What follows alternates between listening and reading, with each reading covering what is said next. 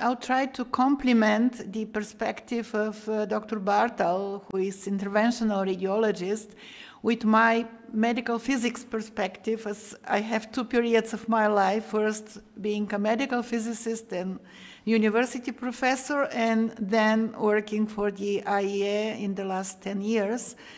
And with both my national experience from my home country, Bulgaria, and from my international experience, I'll try to present these strategies for taking into consideration different aspects, not just clinical performance of procedures. And of course, trying to focus on new developments, new tools, considering the topic of the workshop. Of course, I'm not going to talk on only AI, but I'm going to mention how these new tools are improving or helping us improve radiation protection. Just to remind in one slide, what are the risks we are talking? In medical use of ionizing radiation, including interventional procedures, we have radiation risks, but we also have non-radiation risks for both patients and personnel. For patients, these are stochastic risks, like the main of them being cancer risk, and also we know that for this there is no threshold dose, risk increases with dose, that's why we aim to reduce the doses as much as possible, of course, taking into consideration the diagnostic quality of the images. We need image quality to be appropriate for the diagnosis. And another risk for patient is a risk, especially in interventional radiology, is the risk of tissue reactions. In my last year talk, I focused more on this, and this is the topic of the project of Poland, but I'm not going to talk on this too much today. So these are risks of skin injuries, and for these reactions, we know that there is a threshold dose. If we keep the dose under this threshold, under 2-3 grays, there is no risk this to happen to patients. That's why it's very important to have awareness on this kind of risk and perform procedures aiming to avoid this to happen. And also other risk, non-radiation risk, of course, that we all know that they are a part of the medical procedure itself. Also for this personnel, there is a risk, radiation risk, that we are aiming to reduce. And the difference is here that for the tissue reaction, the risk is mostly for the cataract, eye lens opacities induced by the radiation exposure that also have a threshold. But according to the latest development, this threshold is much lower than previously considered. There are even some considerations that this might be stochastic effect, but it's still under deterministic group. And also non-radiation risk that I think in the next talk, Dr. Bartal will speak about, especially the orthopedic complications and how to avoid them in interventional procedures. Staff and patient doses could be put on the same scale. Here I try to put them together. So we know that for the staff, the annual dose limit is 20 millisievert. This is effective dose for the whole body exposure. And if we practice as slow as reasonably achievable, a LARA principle, the doses could be much lower. For the patients, from a single procedure, a patient can be exposed to tens or even hundreds of millisieverts. And you can see here the ranges for different type of interventional procedures, especially if they are complex therapeutic procedures. And doses could go up to hundreds and even 1,000 millisieverts from only a single procedure. And this is because the staff who stands next to the patient, the operator, is exposed by the direct X-ray beam, is exposed by the scatter radiation, while the direct beam is exposing the patient. And that explains why, and this is a good news, because patient might come only once or a few times, but the personnel works the whole life next to the patient. That's why we need to not only consider proper positioning, but also use of all radiation protection approaches that we are going to discuss today. Patient's skin is at high risk for tissue reactions, because the skin is the first to, especially with undercoached X-ray systems. And for the staff, I don't know, it does not work quickly, but operator's eye is at higher risk for tissue reaction, because especially if not properly protected. Well, the dose reduction strategies starts from the equipment procurement. So having good equipment is very key for the future dose reduction opportunities. With very good configuration under quality assurance program, of course, focusing on good practice during the procedure that Gabriel will talk in the next presentation, I think, mostly, and I will also touch this in my presentation, using the protective tools, all possible and all available, and of course, good training. So equipment and a person behind the equipment, people behind the equipment, these two are the pillars of radiation dose reduction strategies. So a few words about each of these aspects. It will be like an overview. Equipment procurement is a part of the quality management framework. Everything starts with technical specification of the equipment, with having, based on the estimation of the needs, technical specification based on the future clinical use, workload, expected workload, available staff, and of course the budget. Then the specification should consider all these aspects, also the available equipment on the market, then usually a tender, proposal evaluations, purchase contract, site preparation, and installation. That's the usual procedures.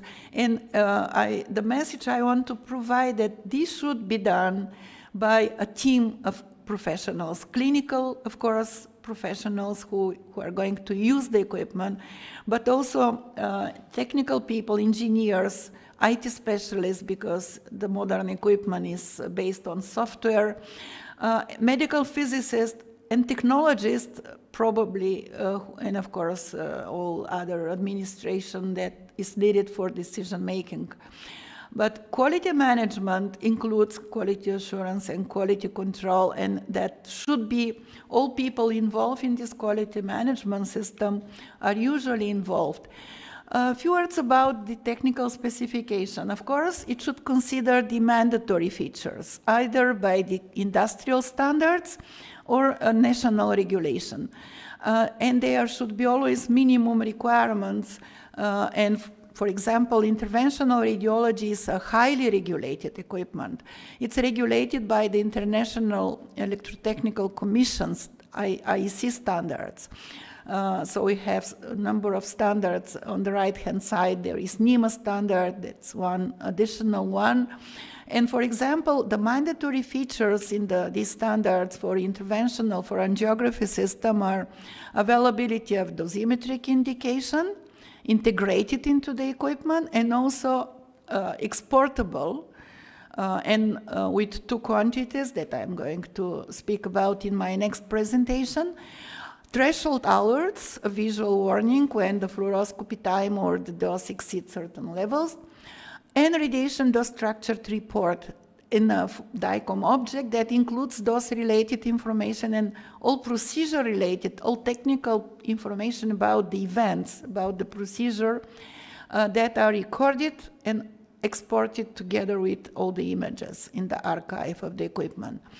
Then the equipment itself, and there is a hardware and a software part, the minimum required is at least 3 selectable fluoroscopy modes, low, medium, and high fluoroscopy, stored fluoroscopy, and replay of most recent fluoroscopic sequence, not just last image code, but the whole fluoroscopy sequence, the last one. Edit filters, anti-scatter grid that could be removable for pediatric patient, last image code, of course, and virtual movements with graphical display of the position of the collimator blades, weight filters, filter view table position on the last image code that allows for virtual collimation. The second aspect is ergonomics that need to be considered, angulation capabilities, distances, ceiling mounted or floor mounted, wireless pedal, table weight, length, excursion, display monitor, large or small, because it also, I have one slide on this later on.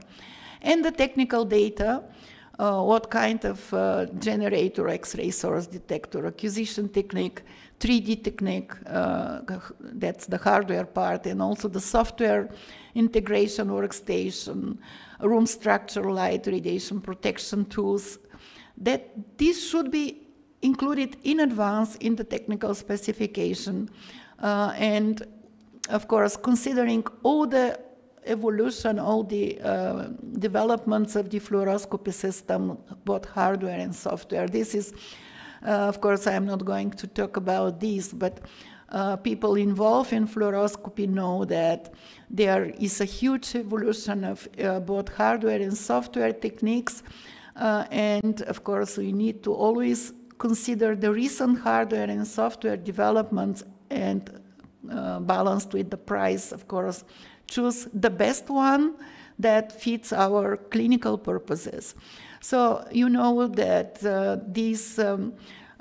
there are some stages in the development of the interventional radiology, starting, for example, from 53, that is considered the birthday of the modern interventional radiology with the Selinger technique, allowing for percutaneous access to the vascular system, digital subtraction on geography in 1980, allowing for real-time image subtraction, and in fact, the beginning of the dynamic imaging.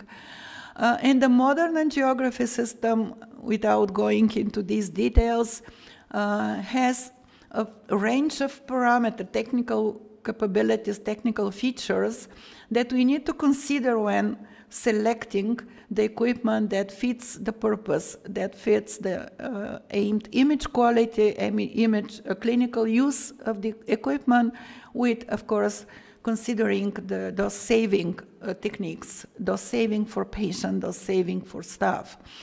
For example, having spectral shaping, spectral filtration with copper filters that are automatically introduced. Of course, image receptor, flat panel with appropriate size depending on the movement needed and the field of view needed. Absolutely important, automatic dose rate control, automatic exposure control. I'm going to present some innovations in this. So there are developments, the latest developments are improved image detectors with both crystalline silicon, and also the latest one with having a small flat panel with higher resolution detector that allows for increasing the resolution as well in the image. Also, innovations latest in the automatic dose rate control allow for even better balancing image quality and dose. This is the system with 5-parameter control that most modern angiography systems have, controlling automatically without operators' involvement of tube voltage, tube current, pulse weight, filtration, thickness of the filter, and focus size, depending on the organ program selected and pre-configured program. But there are also innovations that allow for, that is changing already the philosophy of automatic dose rate control by maintaining the requested stable level of visibility and blood vessels and the lowest possible patient entrance surface dose, with image quality definition focus on concrete interventional device and blood vessel, and considering the material of the catheter or the device in the focus, the size, the frequency, and velocity in a given clinical situation. And it's already moving to, instead of 5 parameter control, to 6 parameters control and even more. And you see here the percentage of incident air kerma reduction with using this adaptive philosophy, adaptive dose rate control, depending on the material that is in the beam. And then the use of neural networks, in fact, AI-based techniques to predict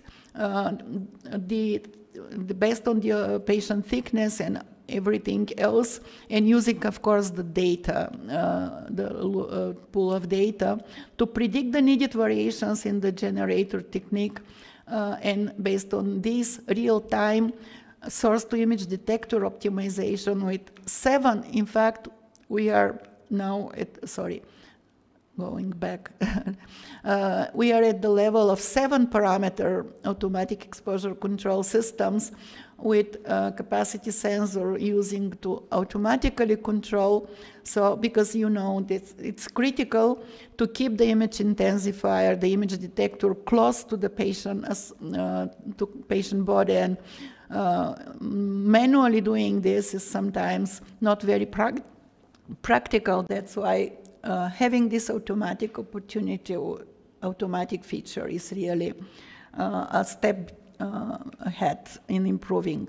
Of course, virtual collimation, it's not something very new, but it's must for the newly purchased angiography system, allowing for collimation on the last image hole to eat out extra radiation, and of course, allowing for dose saving. And there are a number of new image processing techniques, software developments, that, for example, allow for real-time pixel shift for motion artifacts correction. It's mostly for, so it's at the pixel level, allowing for improving in real-time resolution, image resolution, and also noise reduction in the spatial domain and in the temporal domain. And so there are these 2 approaches provided by most of the vendors on the market for denoising by averaging the neighboring pixels, or averaging with previous frames and improving resolution. And of course, this allows also for 30 to 70% dose reduction to maintain the same image quality that is needed for the diagnosis, because we know that otherwise, to reduce the noise, we need to increase the dose, because that's the statistics. We need more photons to form the image. And the last of these loop is the image processing algorithm for image enhancement, for contrast enhancement, edge enhancement, for brightness control, that allow for choosing different, depending on the frequency of the resolution needed, what is in the field of view, to improve the image contrast and resolution at, again, saving dose. Choosing the large image monitors maybe not have direct influence on the dose, but it has, because first, having a big monitor with a high resolution allows for less need of a magnification mode, because we know that using magnification increase the patient and staff dose. So if we don't use magnification, frequently that it's very, very important for lowering both patient and staff dose. What next? There are developments already in the new detectors, photon counting detectors that they have been already implemented clinically in computed tomography. So they will be also implemented in angiography systems, allowing for spectral and dose efficiency at the ultra high resolution capabilities. New techniques with, for example, this is one of the developments of the digital variance angiography with a calculation of the standard deviation of pixel intensities in an subtracted image series for each pixel, and even allowing for color-coded digital variance angiography. And also new algorithms. Dr. Bartel also showed this paper for the use of synthesized frames in very low acquisition frames. So we produce images with image frame with a low frame rate, with low image quality, and then using algorithms, softwares, improving image quality. So the same diagnostic image quality, but at less dose. That's also a promising approach for future. And also for real-time automatic collimation. You see here for the verification of this approach from this paper. From this year, in fact, published just a few weeks ago. And the significant dose reduction for especially Kermeria product that is sensitive to the collimation. So everything starts with the properly selected equipment, but that's not all, because even the best equipment, if not used properly, if not configured properly, because the next step is acceptance and commissioning, and this is not a formal process. This is a key important requirement for the how we are configuring all the protocols, because we know that operators control very few parameters nowadays. Because automatically controlled equipment is important, but all this automatic need to be adjusted, because the equipment comes with vendor pre-configured examination, patient-specific technique sets, including processing. But it should be tested at the place by the representative of the vendor and local representative medical physicist, qualified medical physicist, and qualified clinical staff to adjust them to the local practice and user preferences, because this can be done by only an authorized super user, not by everyone. So this authorized super user should be present together with all the key personnel. Protocol optimization happens at this stage, at the commissioning stage. It's adjustment of settings that are customized to the required image quality and dose saving, depending on the type of procedures that will be performed with this equipment, for example, cardiac or vascular or pediatric. So we need to test each of the protocols available, configured, test them, and adjust the settings if needed.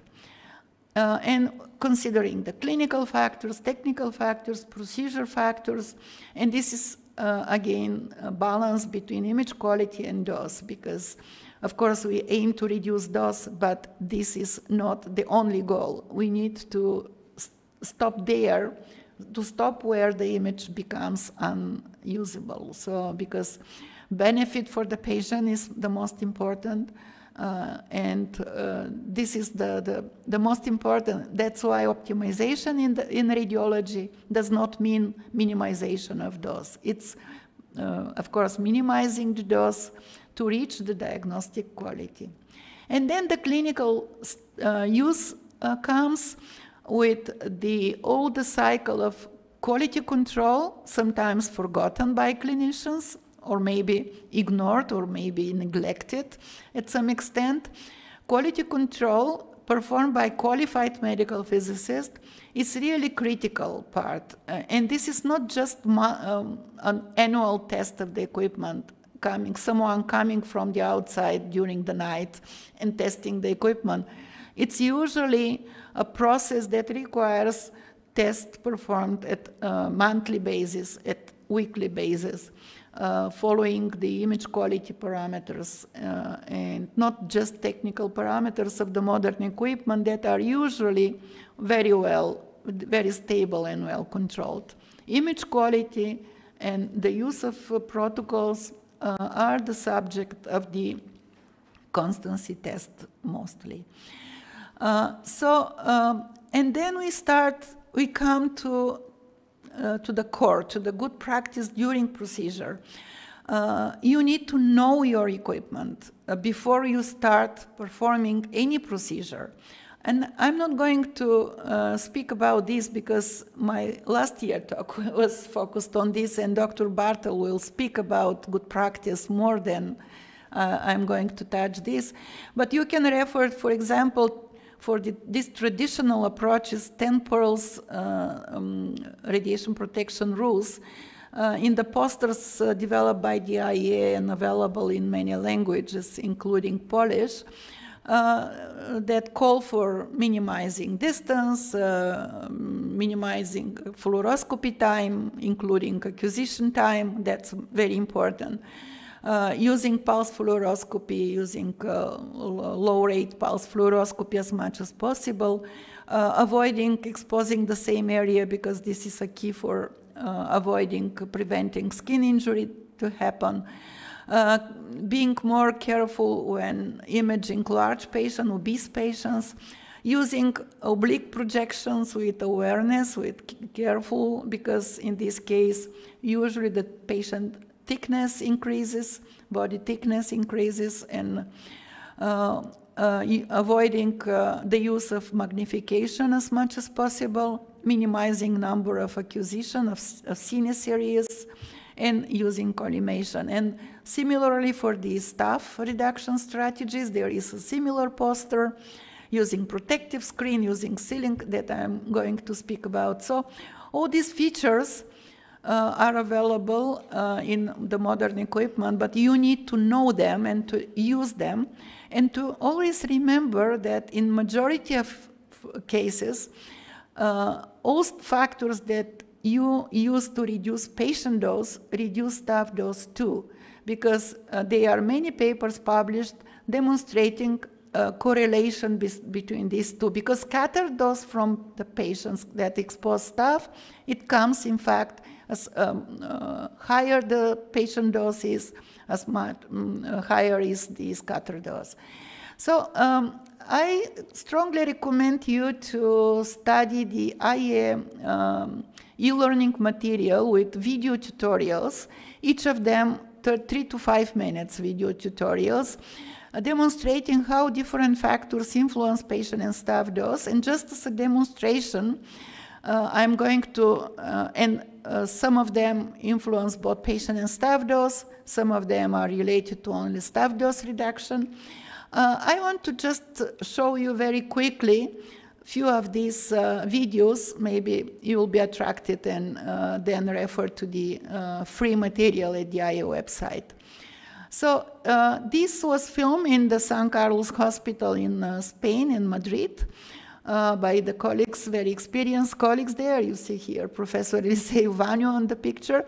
So in the place of phantom, it's in the real angiography room with a phantom in the place of, in the position of the patient.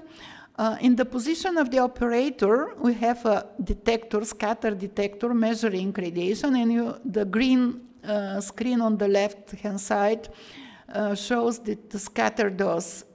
That means what dose the operator standing next to the patient is receiving. And for the patient dose, we are using the in-room image display that always shows also the patient dose rate and cumulative dose. The first video demonstrates what is the difference if you are using fluoro low, fluoro medium, and fluoro high mode. You see here the significant dose reduction. And when you switch to acquisition, to the senior mode, that means stepping on the other pedal of the control, you are increasing the patient dose by a factor of 40 compared to the fluoro low, and scatter dose by factor of 15. So if you don't believe, you can just, of course, perform these measurements at your own room, but you can also watch these videos. Here on the left side, when I put the red marker is the mode, so it was low, then it's now medium, and then it will go to high. And you see how the, and this is now acquisition mode, the senior mode, how the dose rate, that means operator exposure, is increasing. So similarly, you have videos for how the moving the image detector close to the patient body reduces the patient dose and scatter dose. Scatter dose, you see here, there is 25% dose saving with only changing the, moving the image detector closer, a few centimeters close to the patient body. So the numbers that you see here in the live video are also in my previous slide. Similarly, the effect of collimation. There is another video that I did not include here on the virtual collimation as well. And as expected, I think it's very natural.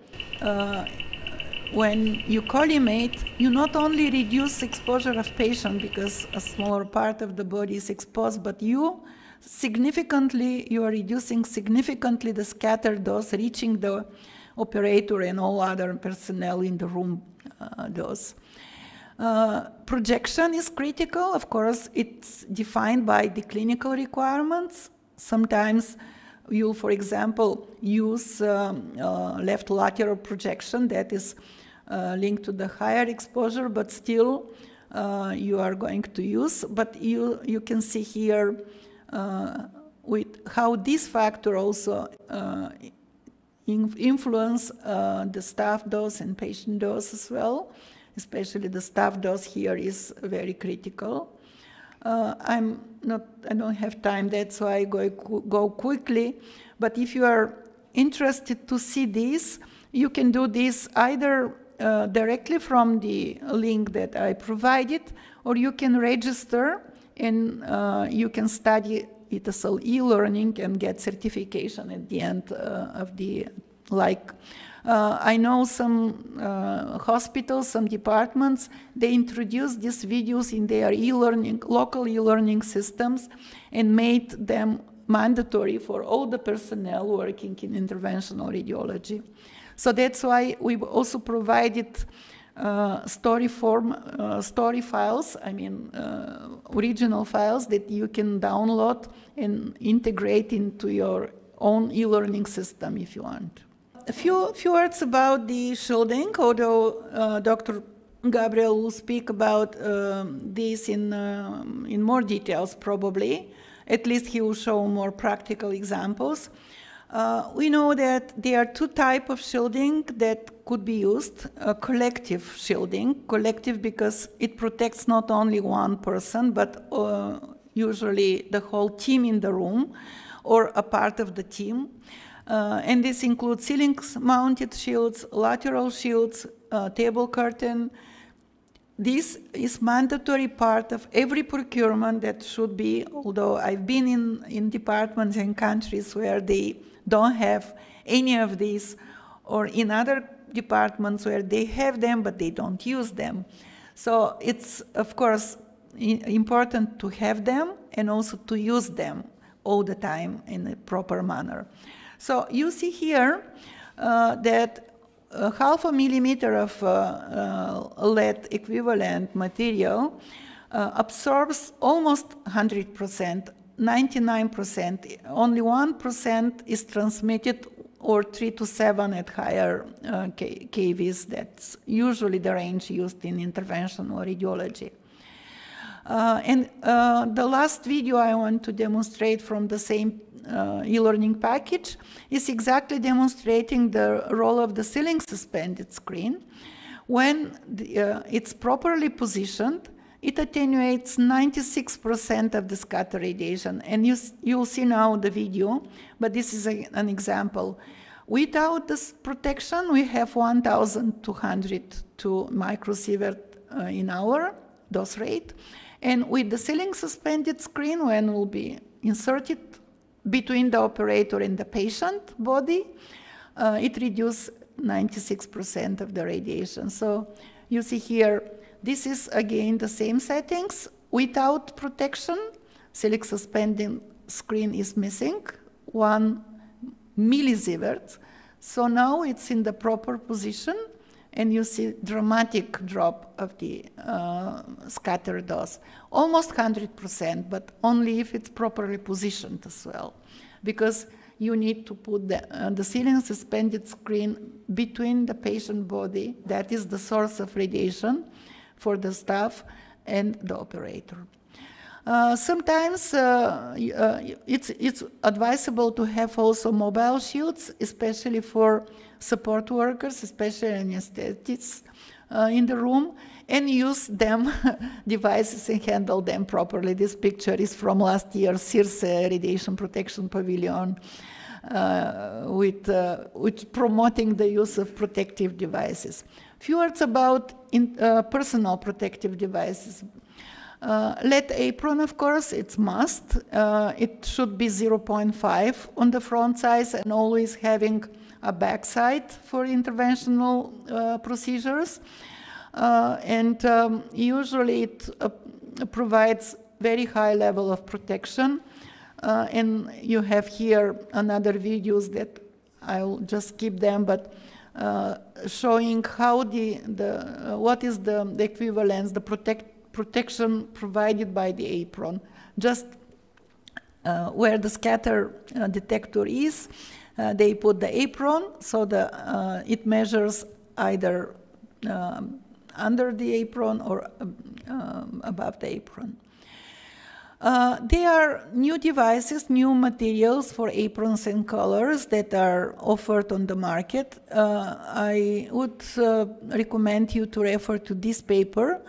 They tested all, this was a European project, they tested different devices on the market and then provided recommendations with pros and cons of using them. With, of course, lead-free material is very useful because it's much lower weight compared to the conventional aprons, but it's important when you choose such equipment not to just trust the manufacturer, but probably to look for some additional verification, because sometimes lead equivalence claimed by manufacturer might not be the real one. So then another device are these protective drapes that are placed on the patient body. It's very important that it should be positioned properly to increase the efficiency. So the pros is that it reduces dose to the hands, to the fingers, and the whole body without affecting patient dose significantly. It has limited effect on eyes and brain, so it should not replace other devices like ceiling suspended screens, for example, but it could be used as an additional device. Dr. Bartel will speak about more than just zero gravity, but it's also very useful tool. And of course, protective eyewear, strongly advisable, recommended. They are effective. They are effective, but you have to choose properly the eye lens, because it should have always either side shield or should have even better wraparound style with angled lenses like category 5 on the picture on the left side that help improve also the lateral shielding. Protective caps are questionable. Effectiveness is not very high. But of course, if you use all other devices and in addition use protective caps, there is no harm if you just like to use them. But they are protection, of course, there are different numbers in different papers testing them, between 3% to 35% brain dose reduction. And it also depends on the position of the staff and orientation of the head. Masks can be useful for, not maybe for the main operator, but for some staff. They are providing sufficient also lead equivalence, but it's important also they should have also proper geometry, and they are heavier, of course, if the bigger one is used. And to finish, just few words about training. We have heard a lot from Gabriel about modern approaches for training with simulators, virtual reality. I just want to say that not only clinicians need such a training, all others also need radiation protection training, those who are routinely involved in the procedures, like nurses, anesthetists, theater staff, assistants, even, of course, other staff who rarely encounter the facility also need some information about protection. And of course, at high level, this up-to-date knowledge should be in radiation protection supervisors and qualified medical physicists who need to also keep abreast the new technologies, new approaches. So training should be linked to the roles and responsibilities. IAEA is preparing now a new safety report that will provide advice on the training. It should be practice-oriented. It should not provide irrelevant or unnecessary information because it usually distracts for the essential and causes trainees to lose interest. It should be focused on the relevant and necessary information. And of course, it should have initial training component that has general and hands-on operation of equipment and recurrent training, periodic training. This recent NCRP commentary recommendations from the US is very useful with dividing the operators in 3 groups, and class 3, class 1 are those who perform potentially high-dose fluoroscopy-guided interventional procedures with a potential for skin injuries, and class 2 and class 3 that might need slightly different content of the training. And also these recommendations also highlights the importance of equipment-specific training, fluoroscope-specific knowledge that is performed on the equipment that you are going to use. Don Miller and Steve Boter call this butonology. You should know all the buttons on your control panel. And should be trained on all the programs, on all the features of the equipment.